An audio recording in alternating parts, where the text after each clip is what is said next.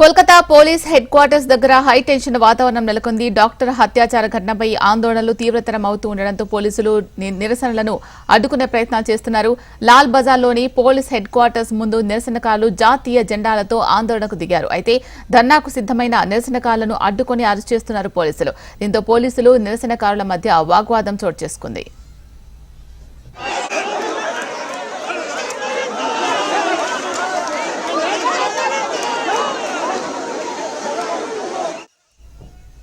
Kolkata police head quarters దగ్గర high tension వాతావరణం నెలకొంది. డాక్టర్ హత్యాచార ఘటనపై ఆందోళనలు తీవ్రతరం అవుతూ ఉండడంతో పోలీసులు నిరసనలను అడ్డుకునే ప్రయత్నాలు చేస్తున్నారు.